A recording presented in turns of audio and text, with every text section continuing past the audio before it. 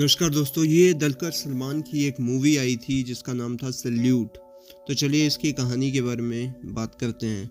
कहानी की शुरुआत अरविंद करुणाकरन एक ईमानदार और सच्चाई में विश्वास रखने वाला सब इंस्पेक्टर है। उसके बड़े भाई अजीत करुणाकरन एक डेप्यूटी सुपरिटेंडेंट ऑफ पुलिस हैं जो काफ़ी पावरफुल पोजीशन में हैं। दोनों भाई पुलिस डिपार्टमेंट में काम करते हैं, लेकिन उनका काम करने का तरीका काफ़ी अलग है। एक दिन पुलिस को एक मर्डर केस में एक सस्पेक्ट चाहिए होता है। अरविंद, उसके भाई अजीत और उनके कुछ पुलिस कलीग्स मिलकर एक आदमी मुरली को अरेस्ट कर लेते हैं। लेकिन असली प्रॉब्लम यहाँ शुरू होती है जब वो लोग मुरली के खिलाफ झूठा सबूत बनाते हैं, यानी कि फॉल्स एविडेंस फोर्ज करते हैं, जिससे सबको लगता है कि मुरली ही किलर है। सच्चाई का पता जब चलता है, जब मुरली अरेस्ट हो जाता है, उसके कुछ टाइम बाद अरविंद को सच में पता चलता है कि मुरली एक्चुअली में मर्डर नहीं है, असली कल्प्रिट कोई और है। अरविंद का दिल कांप उठता है क्योंकि उसने भी इस गलत काम में भाग लिया था और निर्दोष इंसान को जेल में डाल दिया। जब अरविंद अपने सुपीरियर ऑफिसर से कहता है कि गलत हुआ है और सच सामने आना चाहिए, तो उसका भाई अजीत और बाकी पुलिस वाले चुप रहने का फैसला करते हैं। उन्हें डर है कि अगर उनका झूठ पकड़ा गया तो उनकी नौकरी चली जाएगी, इज्जत चली जाएगी। लेकिन अरविंद इतना वीक नहीं है। वो सिस्टम का हिस्सा बनने से इनकार कर देता है और पुलिस जॉब से रिज़ाइन कर देता है। उसे लगता है कि अपने कैरियर और परिवार से ज़्यादा इम्पोर्टेंट है इंसानियत और सच्चाई। कुछ सालों बाद की बात है। कुछ साल गुजर जाते हैं। अरविंद अब पुलिस में नहीं है। वो अपनी गर्लफ्रेंड दिया के साथ अपने होम टाउन लौटता है एक फैमिली फंक्शन के लिए, अपने भतीजे की शादी के लिए। जब वो होम टाउन में होता है, उसे कुछ नए क्लूज मिलते हैं जो दिखाते हैं कि मुरली के केस में कुछ और भी दाल में काला है।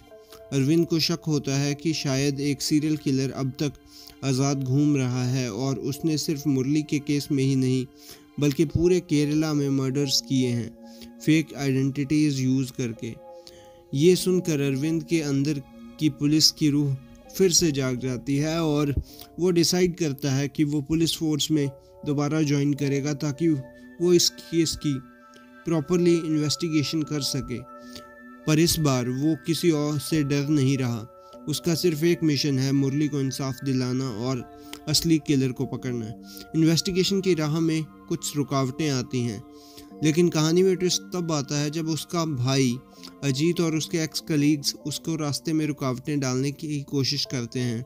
उन्हें डर है कि अगर अरविंद किलर को पकड़ लेगा तो उनका झूठ भी सबके सामने आ जाएगा, इसलिए वो उसको कसारगोड ब्रांच में ट्रांसफ़र करवा देते हैं, एक रिमोट और क्वाइट पोस्टिंग जहां से अरविंद कुछ खास काम कर नहीं सकता। लेकिन अरविंद हार नहीं मानता। उसने ऑलरेडी काफ़ी प्रोग्रेस कर ली होती है। वो धीरे धीरे क्लूज कलेक्ट करता है और किलर के घर तक पहुंच जाता है। वहां जाके एक बड़ा शॉक मिलता है। पता चलता है कि किलर एक कार एक्सीडेंट में मर चुका है। उसने मरने से पहले अपनी आइडेंटिटी फिर से बदली थी और एक्सीडेंट में उसका चेहरा ही डिफॉर्म हो गया था, इसलिए पहचान मुश्किल हो गई थी। मुरली को बचाना और अंतिम ट्विस्ट। अरविंद किलर के घर से मिलने वाले सबूतों का यूज़ करता है मुरली को फ्री करने के लिए। वो दिखाता है कि मुरली निर्दोष है और असली मर्डर का नाम आइडेंटिटी कम्प्लीटली अलग है। कोर्ट के सामने ये सबूत रखे जाते हैं और मुरली को रिहा कर दिया जाता है।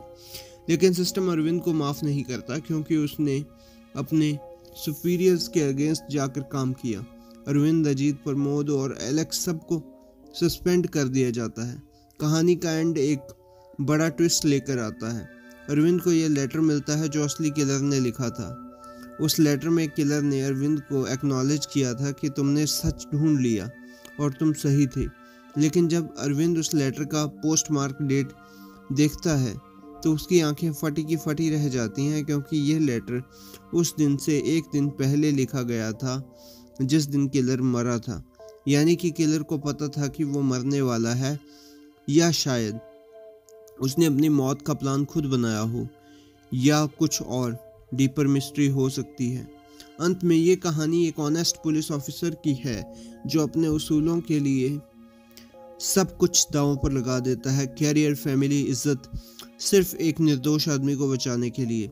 साथ ही ये एक साइकोलॉजिकल थ्रिलर भी है जहां एक कनिंग सीरियल किलर है, हर बार आइडेंटिटी बदल कर बच जाता है जब तक उसकी मौत खुद उसका राज नहीं बना देती। तो इस मूवी का मतलब मेरा एक्सपीरियंस क्या रहा? इस मूवी का मेरा एक्सपीरियंस ये रहा कि ये मूवी अच्छी मूवी है। अगर आपको थ्रिलर मूवीज़ वगैरह देखना पसंद है तो आप देख सकते हैं। इसमें कहीं पर भी गाने वाने नहीं हैं, तो आपको मतलब थोड़ी सी बोरिंग लग सकती है किसी किसी को, बट मुझे अच्छी लगी थी। तो ये था मेरा रिव्यू। मैं मिलता हूँ आपको किसी और वीडियो में किसी और रिव्यू के साथ। तब तक के लिए बाय।